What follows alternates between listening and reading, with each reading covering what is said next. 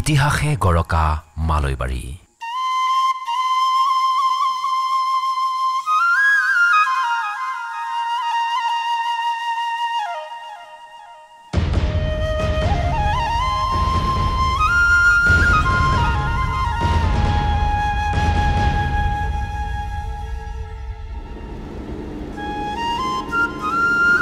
উত্তৰ পূৰ্বাঞ্চলৰ দুৱাৰমুখ গুৱাহাটীৰ পৰা প্ৰায় ৪৫ কিলোমিটাৰ দূৰত্বত সৌন্দৰ্য আৰু বৈশিষ্ট্যৰে ভৰপূৰ এখন গাঁও মালৈবাৰী।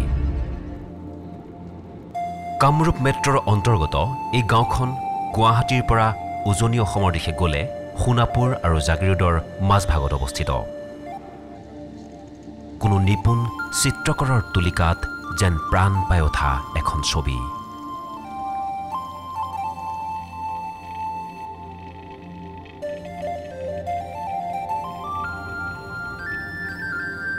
একাশে কলং, চাৰিওদিশে নীলা পাহাৰে আগুৰা, সুন্দৰ বাট পথ, সুন্দৰকৈ সজোৱা পদূলি, এক মন ভাল লাগি যোৱা পৰিৱেশ।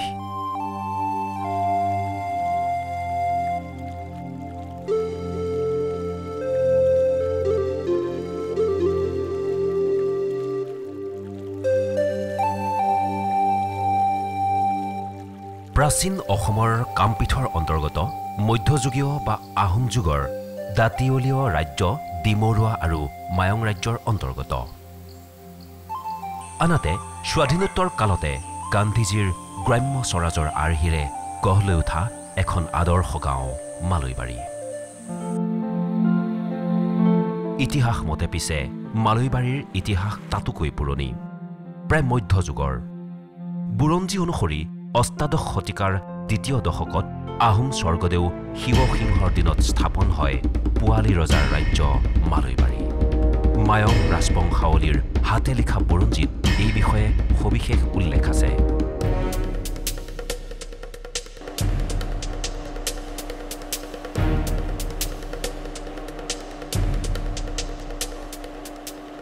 অনুমান কৰা হয় কলঙৰ দুইপাৰে বহাৰ পৰা ধামখুন্দা কমাৰপুৰলৈকে এই ভূখণ্ডই পোৱালী ৰজাৰ ৰাজ্য মালৈবাৰী আছিল।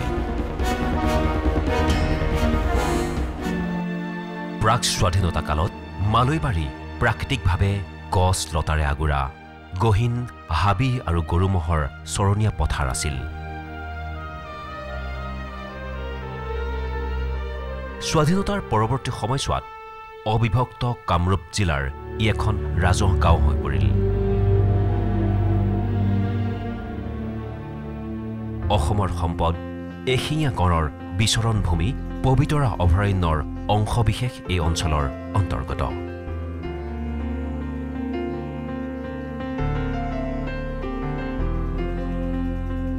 প্ৰাকৃতিকভাৱে মালৈবাৰী মাছ কাছ পহু চৰাই চিৰিকটিৰ ভঁৰাল স্বৰূপ।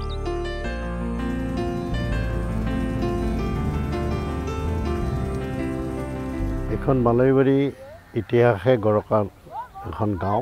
বিশ্বযুদ্ধৰ পিছত খাদ্য সংকটৰ ফলত আৰু প্ৰবল ব্ৰহ্মপুত্ৰ গৰাখহনীয়াৰ ফলত এই ঠাইলৈ মানুহৰ ভাতমুঠিৰ কাৰণে আহিব লগা হৈছিল। আমাৰ এই অঞ্চলত আমাৰ বঙালী সম্প্ৰদায়ৰ মানুহ আছিল আৰু সেইসকল 1935 চনৰ আগৰ পৰাই আছিল। তেওঁলোক বিশেষকৈ ঘানি হেৰি কৰিছিলে, সৰিয়হ বেচি পেলাই মিঠাতেলৰ হেৰি কৰিছিলে। সেই মানুহখিনিক মালৈবাৰী এই ঠাইলৈ নতুনকৈ অহা প্ৰব্ৰজনকাৰীসকলে তেওঁলোকক লগ পাইছিল। অত্যন্ত জংঘল। মই 3 বছৰ বয়সতে আহিছিলোঁ। তেতিয়া আমি গড়ৰ পিছে পিছে গৈছিলোঁ। গড়ৰ পিছে পিছে গৈ পেলাই খেদিছোঁ। গড়ে কেতিয়াও পিছফালে নুঘূৰে, তেনেকুৱা ধৰণে আছিলে। দ্বিতীয় বিশ্বযুদ্ধৰ আগৰ পৰাই মালৈবাৰী নেপালী গোপালকসকলৰ মহ আৰু গৰুৰ খুঁটি আছিল। লগতে ইয়াত বসতি আছিল বঙালী সম্প্ৰদায়ৰ তেলীসকলৰ।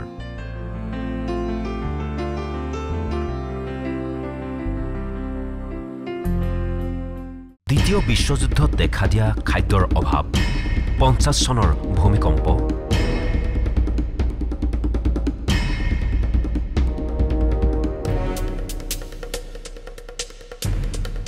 বানপানী আৰু গৰাখহনীয়াৰ কবলত পৰিছিল কামৰূপ জিলাৰ উত্তৰ আৰু দক্ষিণ পাৰৰ কৃষক আৰু মৎস্যজীৱী লোকসকল।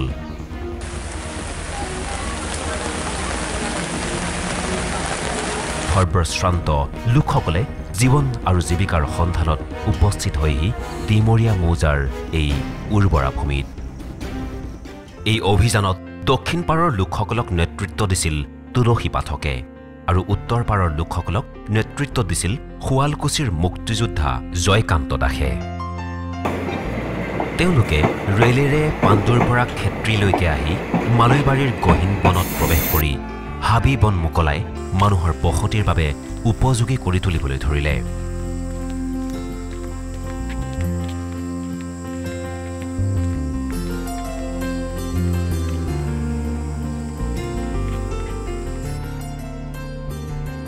পৰিকল্পিত আৰু সুসংহত গাঁও স্থাপনৰ বাবে সেই বছৰতে সভাপতি তুলসী পাঠক আৰু সম্পাদক জয়কান্ত দাসৰ নেতৃত্বত মালৈবাৰী গাঁও সংগঠন সমিতি গঢ় লৈ উঠে।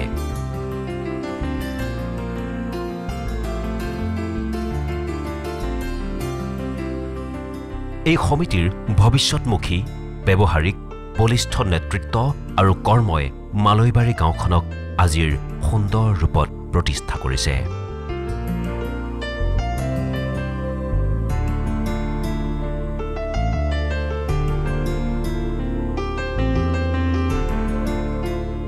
কৃষি পণ্ডিত সোণেশ্বৰ কোঁৱৰৰ নেতৃত্বত ভূমিহীন কৃষকৰ খেতি আৰু বসতিৰ বাবে মাটি মোকলোৱা, পুৰণিকলীয়া খেতিৰ পৰিৱৰ্তে উন্নতমানৰ খেতি পদ্ধতি ব্যৱহাৰ কৰা, বৈদ্যুতিক পাম্পেৰে জলসিঞ্চন আদি পৰিৱৰ্তনসূচক কামবোৰৰ সূচনা হ'বলৈ ধৰে এই সমিতিৰ যোগেদি।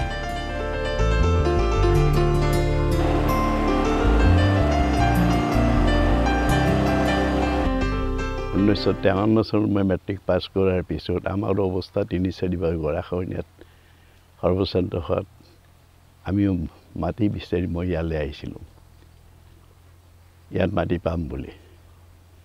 আৰু সেই সময়ত মেট্ৰিক পাছ কৰি চাকৰিৰ কোনো অসুবিধা নাছিল, য'তেই দৰখাস্ত কৰা যায়, ত'তেই পায়।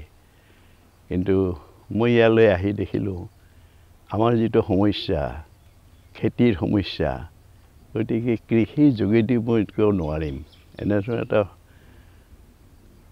দৃঢ়তা লৈ আৰু এটা সেই সময়ত নহয় আজিও কৃষকক সমাজে বৰ গুৰুত্ব নিদিয়ে, সন্মান নিদিয়ে।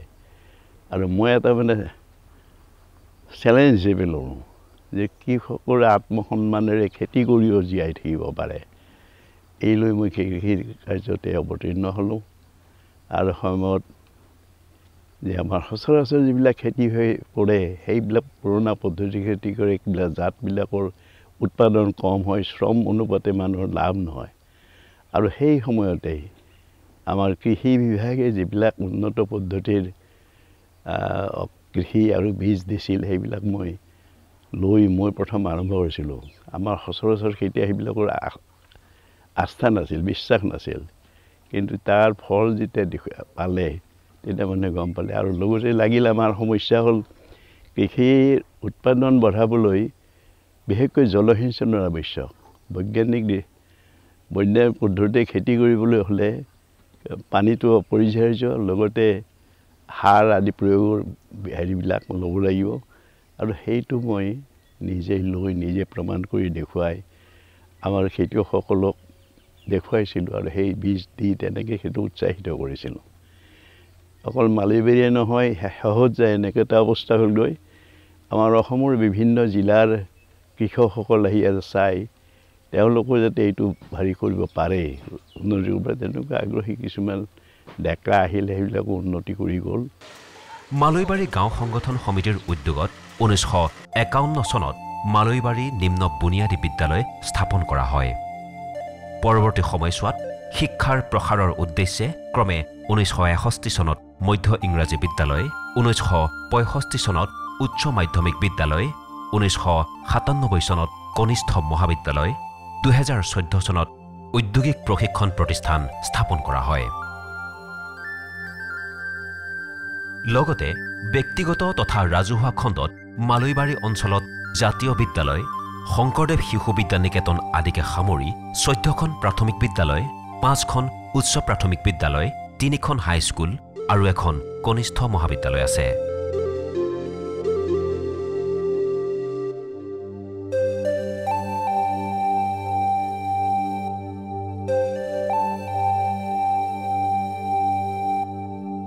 (1982 চনত মালৈবাৰীত বৃহৎ ডিমৰীয়া অঞ্চলৰ ভিতৰত প্ৰথমটো SBIৰ শাখা স্থাপন কৰা হয়।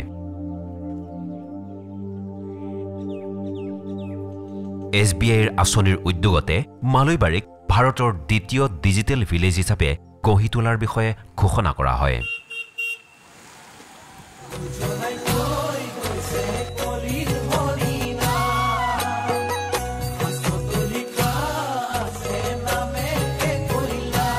মালৈবাৰীত অতীজৰে পৰা বসবাস কৰি থকা ভিন ভিন ভাষা সম্প্ৰদায়ৰ লোক, পৰৱৰ্তী সময়ত এই ঠাইলৈ প্ৰব্ৰজন কৰা লোক, সকলোৰে পৰম্পৰাগত পূজা পাতল, ধৰ্মানুষ্ঠান, লোকবিশ্বাস, ৰীতি নীতি, উৎসৱ পাৰ্বণ, নাট, কৃষ্টি মিলি অঞ্চলটোৰ সমুদায় সংস্কৃতিক এক অনন্য ৰূপ দিছে। সংস্কৃতিৰ ক্ষেত্ৰখনত মালৈবাৰীৰ পাতকটীয়া বুলিলে নাম ল'ব লাগিব মালৈবাৰী নাট্য পৰিষদৰ। এই সংস্কৃতিক আগুৱাই নিয়াত সহায় কৰিছে লোকপ্ৰিয় আদৰ্শ পুথিভঁৰাল,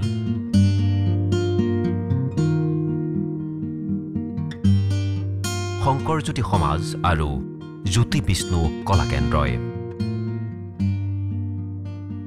আমি 1965 চনত যেতিয়া আমি যাত্ৰা পাৰ্টি কৰিছোঁ, তেতিয়াপে মানে আমি পাৰ্টিও চলাই আছোঁ আৰু গাঁও চলাই আছোঁ।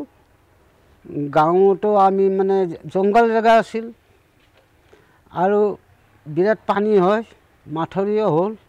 তেতিয়া আমাৰ অলপ ভাল আহিল, মাথাউৰিটো হোৱাৰ লগে লগে আমাৰ ভাল আহি আমি খেতি বাতি মানে বহুত উন্নত হ'লোঁ আমাৰ ৰাইজৰ।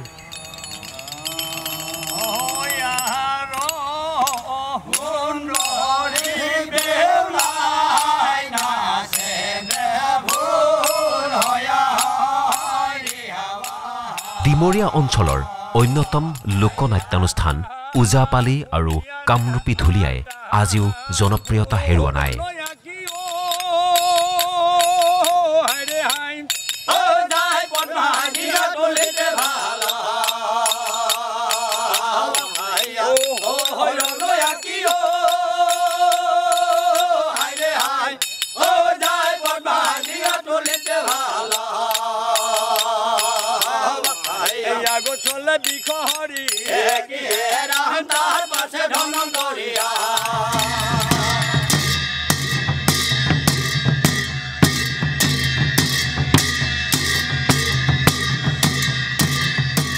বৃহৎ মালৈবাৰী গাঁৱৰ 26 চুবুৰীৰ প্ৰতিটো নামঘৰৰ পৰা পুৱা গধূলি ভাহি আহে চৈতালী আৰু দৰঙীয়া নাগাৰা নামৰ ধ্বনি।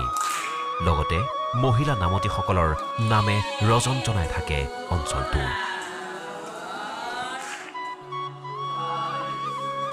গাঁওখনৰ বিহুৱা দলকেইটা লালিলাং দল, বাগুৰুম্বা, খেৰাই নৃত্য গীতৰ দলকেইটাইও ৰাজ্যৰ বিভিন্ন প্ৰান্তত প্ৰশংসা বুটলিবলৈ সক্ষম হৈছে। বিভিন্ন ৰঙৰ সমাহাৰেৰে মালৈবাৰীত বিভিন্ন উৎসৱ পাৰ্বণ উদযাপন কৰা হয়।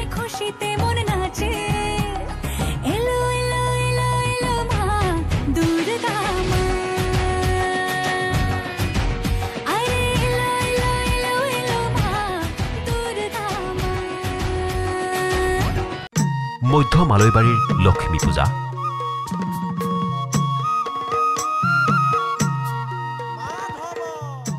শংকৰ সমাজৰ শংকৰ জন্মোৎসৱ, কেওটপাৰাৰ বহাগী দধিমন্থন আদি অতি উলহ মালহেৰে পালন কৰা হয়। গৌৰৱপূৰ্ণ 4 দশক অতিক্ৰম কৰা মালৈবাৰীৰ ৰাস মহোৎসৱ অঞ্চলটোৰ এক আকাংক্ষিত উৎসৱ। ৰাস মহোৎসৱ 1978 চনৰ পৰা আমাৰ বয়োজ্যেষ্ঠসকলে আৰম্ভ কৰিছিল। আজি আমি 41তম বৰ্ষত ধৰি দিছোঁ। এইবিলাক আমি বিভিন্ন প্ৰস্তুতিৰে আমাৰ ৰাস মহোৎসৱ প্ৰস্তুতি চলি আছে। আমি আন বছৰৰ দৰে ৰাইজৰ সহায় সহযোগিতা বিচাৰিছোঁ। এই আমাৰ কামনা সকলোৱে যাতে সহায় সহযোগিতা আগবঢ়ায়। নামনি অসমৰ মূৰ্তি ৰাসক বাদ দিলে গোটেই মধ্য অসমৰ ভিতৰত মালৈবাৰীৰ ৰাস মহোৎসৱেই সৰ্ববৃহৎ বুলি ক'লে বহাই কোৱা নহ'ব।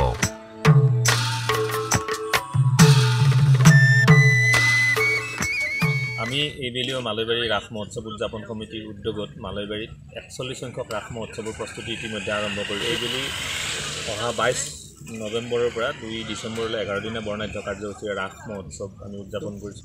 ৰাস মহোৎসৱত এইবাৰ সৰ্বমুঠ প্ৰায় 45টা স্থলত ভগৱান শ্ৰীকৃষ্ণৰ লীলা সম্বলিত বিভিন্ন প্ৰতিমূৰ্তি স্থাপন কৰাব বুলি প্ৰতিনিশাই মঞ্চত যাত্ৰাভিনয়, নাট্যানুষ্ঠানৰ লগতে আকৰ্ষণীয় শিল্পীৰ সংগীতানুষ্ঠান পৰিৱেশন কৰা হ'ব। লগতে প্ৰথম দিনা আমাৰ দিনৰ ভাগত এক বৰ্ণাঢ্য সাংস্কৃতিক শোভাযাত্ৰাৰো আয়োজন কৰা হৈছে। আৰু এইবেলি ৰাস মহোৎসৱৰ অন্যতম মুখ্য আকৰ্ষণ হ'ব আমাৰ স্থানীয় শিল্পী কলা কুশলে নিৰ্মাণ কৰি উলিওৱা এখন বিশাল নাও, লগতে মূল মণ্ডপ আৰু মূল তোৰণ, লগতে ষ্টলসমূহত যিসমূহ চিত্ৰাংকন কৰা আছে সকলো আমি স্থানীয় শিল্পী কলা কুশলীৰ দ্বাৰা নিৰ্মাণ কৰাৰ প্ৰচেষ্টা অব্যাহত ৰাখিছোঁ। আৰু এই ৰাস মহোৎসৱৰ জৰিয়তে আমি স্থানীয় শিল্পী কলা কুশলীক অগ্ৰাধিকাৰ দি আহিছোঁ প্ৰতি বছৰে। এই উৎসৱ 11 দিনীয়া বিস্তৃত কাৰ্যসূচীৰে উদযাপন কৰা হয়। ৰাস উদযাপন সমিতিয়ে প্ৰায় 1.5 কোটি টকা ব্যয় সাপেক্ষে এক স্থায়ী ৰাস মন্দিৰ স্থাপনৰো ব্যৱস্থা গ্ৰহণ কৰিছে।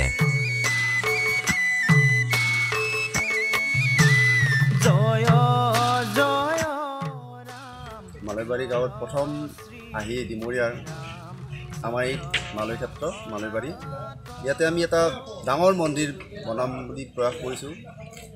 এই মন্দিৰটো প্ৰায় আমি 1.5 কোটি টকাৰ বাজেট ওলাইছে, আমি ইঞ্জিনিয়াৰৰ পৰা লৈছোঁ। আৰু সেই মন্দিৰটোৰ সাহায্যতে আমি উপহাৰ কুপন পাতিছোঁ। শ্ৰদ্ধা ৰাইজে এই উপহাৰ কুপনত শান্তিকত লৈ সেই মন্দিৰটোৰ অংশীদাৰ হ'ব বুলি আমি আশা কৰিছোঁ। মালৈবাৰীত বহুকেইটা অনুষ্ঠান আছে। মালৈবাৰী ৰাস মহোৎসৱ, তাৰপিছতে এইফালে আছে আমাৰ লক্ষী মন্দিৰ, শংকৰ মন্দিৰ আছে, তাৰপিছতে দৰিমন্থন আছে। দৰিমন্থনত এটা আমাৰ মূৰ্তি মন্দিৰ এটা বনোৱা হৈছে।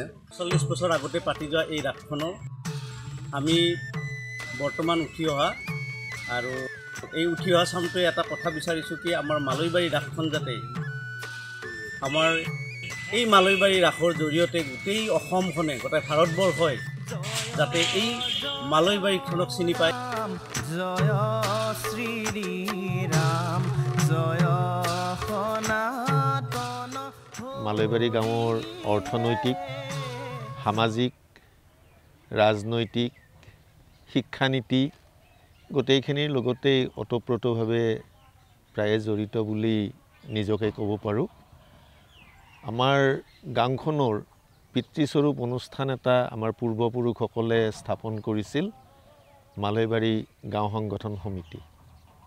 আৰু এই মালৈবাৰী গাঁও সংগঠন সমিতিৰ নেতৃত্বত গাঁওখনৰ অভাৱ অভিযোগ, যাতায়াত, ৰাজাঘৰৰ লগত যোগাযোগ, এই সমস্ত কথা বতৰা আমি মালৈবাৰী গাঁও সংগঠন সমিতিৰ বেনাৰৰ জৰিয়তে বিভাগীয় বিষয়াবোৰৰ ওচৰ চাপিছিল। অতীতৰ পৰা এতিয়ালৈকে আমি চাপিয়ে আছোঁ। সময়ে সময়ে তেখেতসকলৰ সঁহাৰি পাইছোঁ যদিও আমাক যেন আৰু বেছি সঁহাৰি লাগে।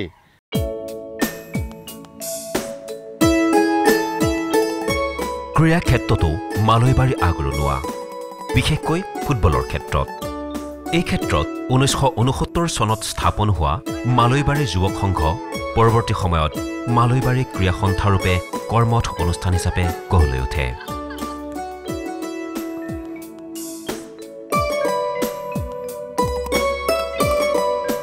আধুনিক চহৰৰ যান্ত্ৰিকতাৰ এখন সম্পূৰ্ণ বিপৰীত ছবি মালৈবাৰী। অথচ গুৱাহাটীৰ দৰে কঠোৰ চহৰৰ গাতে লাগি আছে এইখন সুন্দৰ গাঁও। উৎসৱ পাৰ্বণবিলাকৰ মাজেৰে আমাৰ লক্ষী মন্দিৰৰ ফালে লক্ষী পূজা, আমাৰ দধিমন্থন আৰু ৰাস পূজা, আৰু আমাৰ শংকৰ মন্দিৰৰ ফালৰ পৰা শংকৰী উৎসৱবিলাক, এই গোটেই উৎসৱবিলাকে মানুহৰ মাজত এটা আনন্দৰ পৰিৱেশৰ উপৰিও শৈক্ষিক দিশতো, এটা সংহতিৰ দিশতো এটা বেলেগ ভূমিকা গ্ৰহণ কৰিছে।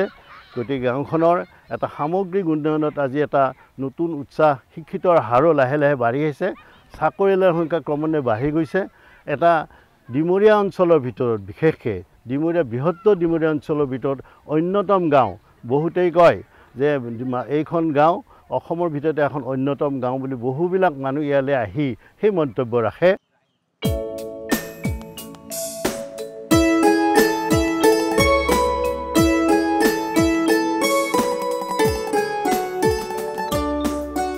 গাঁওখনত কোচ কলিতা ব্ৰাহ্মণ হীৰা কৈবৰ্ত যোগী কছাৰী বড়ো নেপালী বঙালী সকলো লোকে মিলি সমন্বয় আৰু ঐক্যৰ এক উজ্জ্বল নিদৰ্শন দাঙি ধৰিছে যিবিলাক ধুমুহা আহে আন্দোলন আহে সন্ত্ৰাসবাদীৰ কিছুমান আছে আমাৰ ইয়াত একোৱেই নাই ইমান সুন্দৰ কৰিছে আমাৰ ওচৰত অকল মালৈবাৰী নহয় আমাৰ গোটেই ডিমৰীয়া অঞ্চলত আমাৰ অনেক জনজাতিৰ মানুহ আছে আমি তাৰ মই বহুদিন পঞ্চায়তৰ লগত জড়িত হ'লোঁ পঞ্চায়তৰ জন্ম লগ্নৰ পৰাই পঞ্চায়তত আছিলোঁ মই সৰু পঞ্চায়ত ডাঙৰ পঞ্চায়তত গতিকে এই অঞ্চলত যিটো আমি শান্তিত আছোঁ বড়ো আছে কিন্তু বড়ো কোনো উগ্ৰপন্থী নাই জাত পাতৰ কথাই নাই আমাৰ ইয়াতে যে ইটো বড়ো এইটো হেৰিত গতিকে আমি এনেধৰণেই চলিছিলোঁ গতিকে আজি তাত কিছুমান বিষাক্ত কীটে দংশন কৰাৰ নিচিনা হৈছে কিন্তু পাৰা নাই এতিয়ালৈকে মই ভাবোঁ আমাৰ নৱ প্ৰজন্মই যদি এই আদৰ্শটো লৈ কাম কৰে আমি শান্তিত থাকিব পাৰিম বৰ্তমান সমাজখনত বিৰাজ কৰা খাম খেয়ালি আৰু খোৱা কামোৰাৰ বিপৰীতে মালৈবাৰী যেন একেডাল সূতাৰে কথা এডাল ভিন্ন ৰঙৰ ফুলৰ মালা